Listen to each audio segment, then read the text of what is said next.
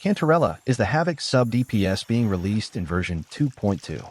With her arrival, many players are eagerly waiting to betray the Montelli family. Here's everything you need to know about the head of the Fisalia family, Cantarella. Cantarella's forte bar can hold up to 5 points of trance. Trance is obtained using Intro, Stage 3 of Basic Attack, Resonant Skill, and Liberation. She also earns 1 point of trance every 5 seconds while in water.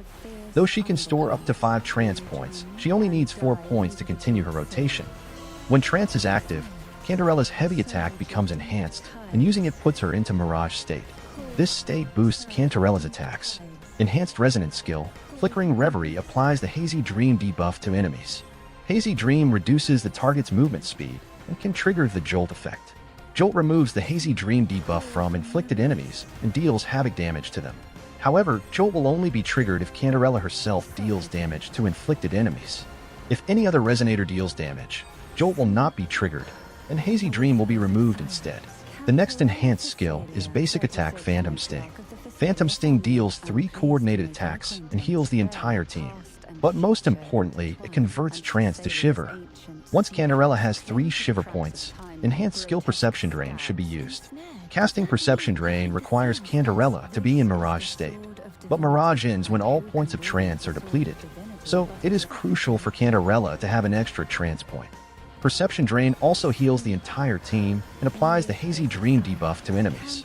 Her enhanced mid-air attack and dodge counter also converts trance to shiver while providing healing. This adds versatility to her kit and offers more options to maintain her rotation efficiently. A key aspect of Cantarella's kit is the coordinated attacks enabled by her ultimate. When the on-field Resonator deals damage, she can summon up to 21 Dreamweavers to execute coordinated attacks. This makes Cantarella highly versatile. She can deal significant damage, perform coordinated attacks, and provide team-wide healing. Cantarella's healing scales with her attack, enhancing her role as both a damage dealer and a support unit. Cantarella plays a significant role in regenerating Concerto. Apart from these attacks, using an Echo skill after Intro helps in Concerto Regeneration.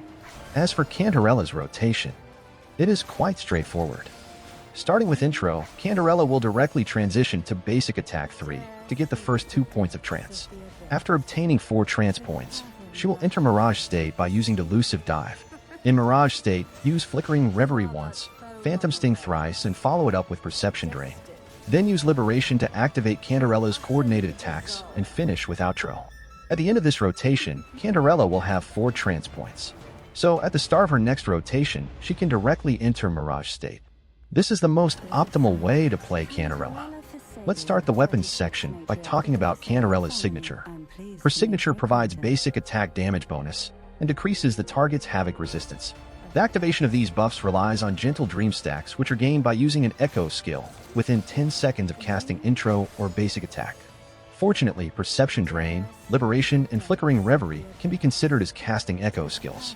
So with Cantarella's signature, her rotation will be slightly modified. If you don't intend to pull for her signature, here are some alternative options. When it comes to Echo sets for Cantarella, Empyrean Anthem is the best option, as it enhances the damage dealt by coordinated attacks. Midnight Veil is a good alternative for directly buffing the main DPS. But if you intend to build your Cantarella as a main DPS, opt for the Havoc Eclipse set. Lorelei will be the 4-cost Echo if you choose Midnight Veil. For the other 2 sets, you should go with Hecate for the 4-cost Echo. Regardless of which Echo set you choose, Cantarella's Echo stats will remain the same. Regarding team comps, it isn't necessary to have a dedicated healer since Cantarella provides team-wide healing. As a sub-DPS, she pairs best with a main DPS who benefits from her outro. The last Resonator should focus on buffing Cantarella. Since Cantarella mainly deals basic attack damage, Rosia will be the best choice.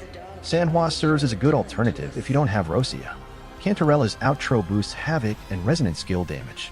Unfortunately, there currently aren't any Havoc DPS Resonators that mainly deal Resonant skill damage. For now, any Havoc DPS can be slotted as the main DPS. Camellia is a strong option if Rosia isn't available. Jinshi mainly deals Resonant skill damage and relies on coordinated attacks, making her an excellent choice. Resonators like Changli and Carlotta are decent alternatives. Lastly, it's time for Cantarella's sequences. They are quite simple but powerful. Her S1 speeds up her rotation by granting an extra trance point when using a resonance skill. With S2 activated, Cantarella's liberation will also send targets into hazy dream. Additionally, the jolt damage multiplier triggered by her is increased.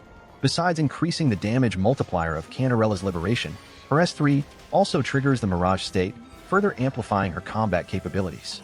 Sequences 4 and 5 boost her healing bonus and the maximum number of Dreamweavers summoned, respectively. S6 increases the damage multiplier of Phantom Sting and gives defense ignore on using liberation. Jolt will also not be triggered during the first 1.2 seconds of Hazy Dream. In conclusion, Cantarella excels as a sub-DPS offering team-wide healing, coordinated attacks, and Concerto Regeneration. Due to the nature and versatility of her kit, she can be used in a wide array of team comps. In the end, it all boils down to one decision. Will you side with Cantarella or remain loyal to the Montelli family?